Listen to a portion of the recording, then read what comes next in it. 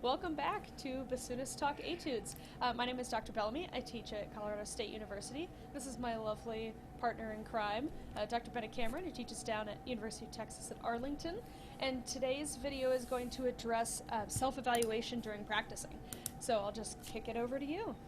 It's really great to be here, and I'm really excited to talk about this topic because it's, I think, the most important tool in any improving musician's toolbox is the ability to evaluate yourself and to determine what are you doing well, what needs help, and how do I fix it. And so we're going to talk a little bit about how to do that. The first way to do it is just to listen to yourself. And I will be the first person to say that playing bassoon is hard. And playing bassoon while listening to yourself is even more difficult. I'm really not trying to be a jerk. It is legitimately difficult to do. I also have this theory that listening to yourself play is like having a two-track recording.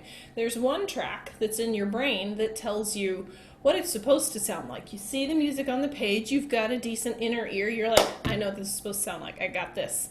And then there's this other track that's actually what's coming out of your bassoon, which is frequently different. In my case, it's different.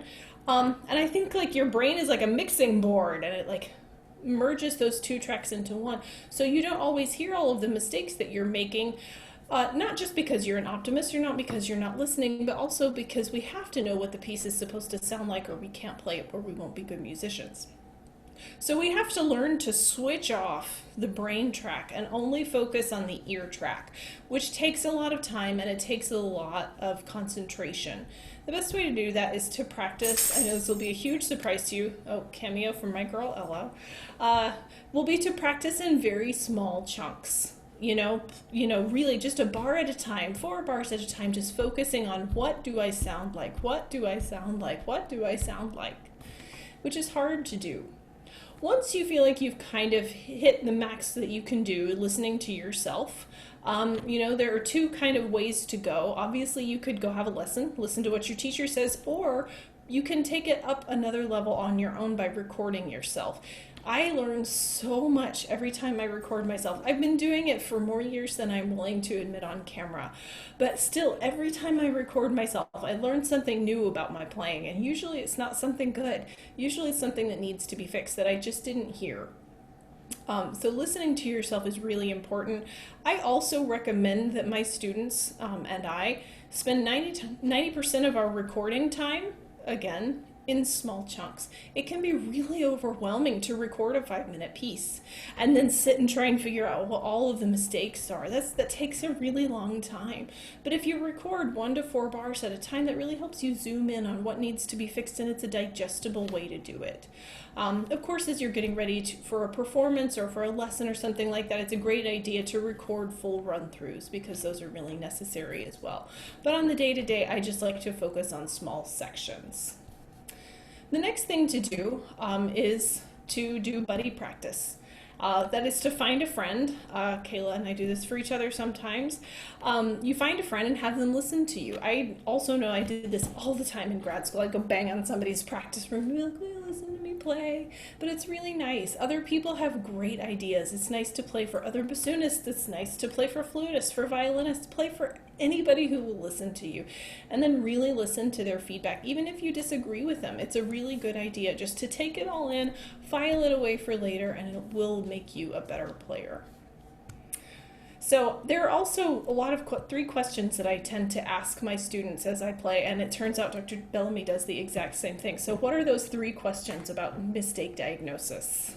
Yeah, I found that we use these same questions, but I tend to use them kind of from attacking a problem and in an ideal scenario. So I ask the same 3 questions regardless of if I'm trying to figure out what's going on with a mistake or if I'm trying to figure out like why do I sound so awesome? Not in an egotistical way, but if something goes really well, I think we can use this same process to figure out how to do it well again.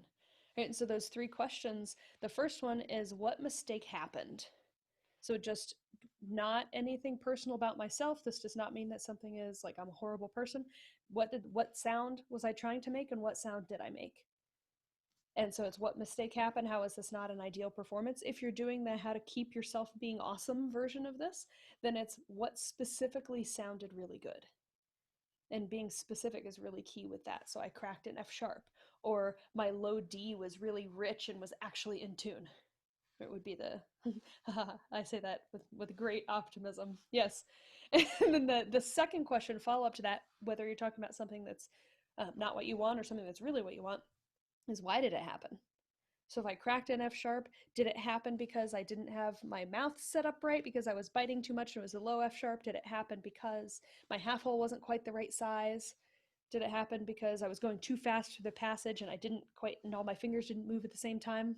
That was me this morning. That was my why this morning. Couldn't get my left hand and right hand to move at the same time. So what mistake happened? Why did it happen? And then the third one is just your strict diagnosis. What do I do to fix it? So, and that can be specifically, that can be, it's very easy for us to berate ourselves in this way, like, well, just do a better half hole. But specifically, what can I do to practice to get myself better at that? I'm going to pause for just a second and do a couple octave slurs from low F sharp up to the half hole F sharp and focus on how big does that half hole actually have to be, so that I can go back and be really particular with myself about either correcting a mistake or what did I do to make that low D sound so incredible? I think that time I actually remembered that my top lip needed to come away from the reed in addition to just my old drop your jaw approach, right? So everything's coming away from the reed. So I'm going to repeat that and reinforce doing that again. So those are the three questions. What happened? Why did it happen? And how do I either fix it or do it again? Awesome. I love it. It's so important for any kind of musician who actually wants to improve to ask themselves those questions on a regular basis. And you can't ask yourself the question until you've heard yourself do something good, something bad. Until you know that thing has happened, you can't ask the questions. And until you ask the questions and figure out what happened and how to fix it or recreate it, you won't improve. So those are our tips for self-evaluation. Self-evaluation, 3 questions, and we're out the door. Thank Take you it for easy, tuning in guys. today.